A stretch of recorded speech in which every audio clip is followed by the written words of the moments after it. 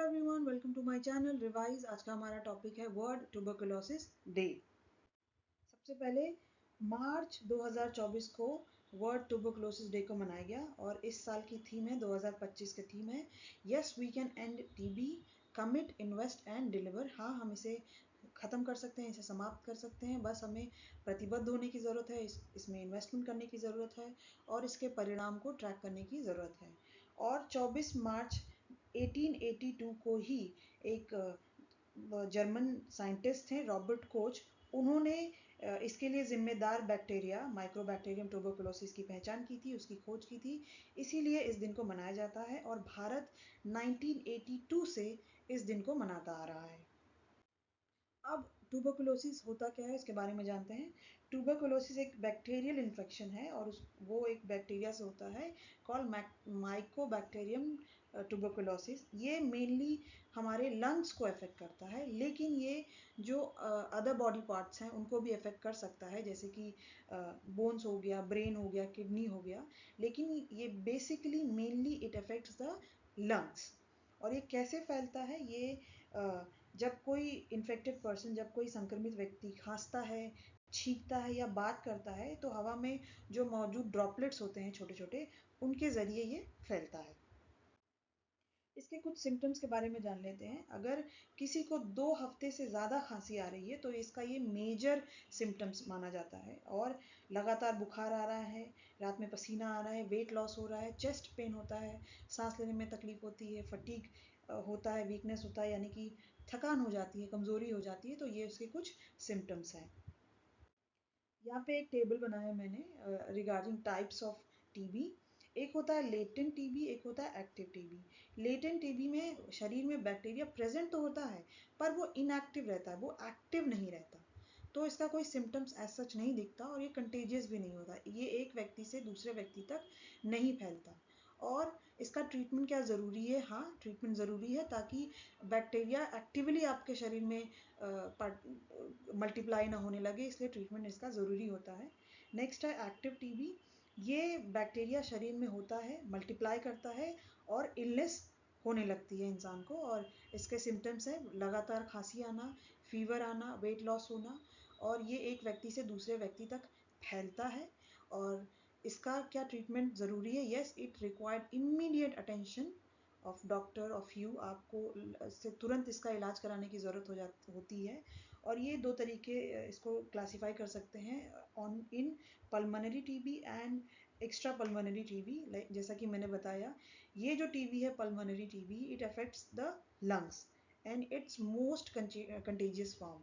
और जो extra pulmonary TB है, ये अफेक्ट करता है बोन्स को, किडनी को और ब्रेन को। नेक्स्ट कुछ डेटा के बारे में जान लेते हैं कि ये क्यों ज़रूरी है। WHO के अनुसार 2023 में हर साल 10 मिलियन लोग टीबी के कारण बीमार पड़ते हैं। और टीबी का इलाज है, it is being treatable, preventable, इसका इलाज भी है, इसे रोका जा सकता है। बावजूद इसके हर साल 1.5 मिलियन लोगों की मृत्यु हो जाती है। WHO के अनुसार ही 2023 में टीबी से 1.25 मिलियन लोगों की मृत्यु हुई थी।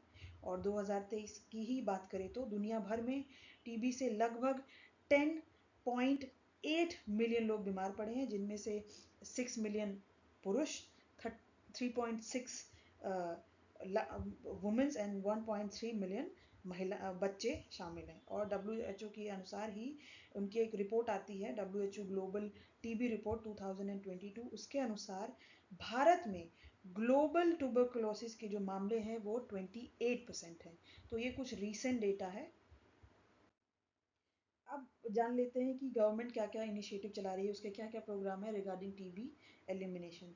तो सबसे पहला है national TB elimination programme, NTEP। ये भारत सरकार का एक फ्लैगशिप प्रोग्राम है ताकि देश को 2025 के आखिर तक टीबी मुक्त बनाया जा सके, राइट। और इसके तहत सरकारी स्वास्थ्य केंद्रों पर, गवर्नमेंट हेल्थ सेंटर्स पर मुफ्त का टीबी का डायग्नोसिस होता है और ट्रीटमेंट होता है।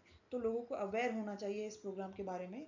एक है निक्षय पोषण योजना। इसे लॉन्च किया गया था इन 2018 by the ministry of health and family welfare. इस योजना के तहत टीबी रोगियों के पोषण के लिए फाइनेंशियल सपोर्ट दिया जाता है। पहले ये 500 था, अब उसे बढ़ाकर 1000 कर दिया गया है। यानी कि पूरे उपचार के दौरान प्रति रोगी 3000 से लेकर 6000 रुपए दिए जाते हैं। बस इसका एक कंडीशन है कि उनको निक्षय पोर्टल पर रजिस्टर होना चाहिए और नोटिफाई होना चाहिए।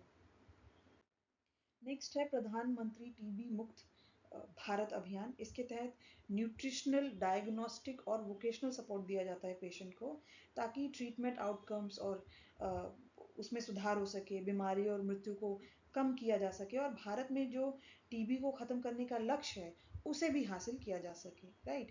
और इसके कुछ की गोल्स हैं, कुछ मुख्य लक्ष्य हैं। वो है टीबी से प्रभावित व्यक्तियों की अतिरिक्त देखभाल, एडिशनल केयर, उनको सपोर्ट करना, उनको प्रोवाइड करना और एक्टिव कम्युनिटी पार्टिसिपेशन को बढ़ावा देना और बिजनेस और इंस्टीट्यूशन में CSR यानी कि कॉरपोरेट सोशल रिस्पॉन्सिबिलिटी से जो फंड आता है उसको इकट्ठा करना, राइट।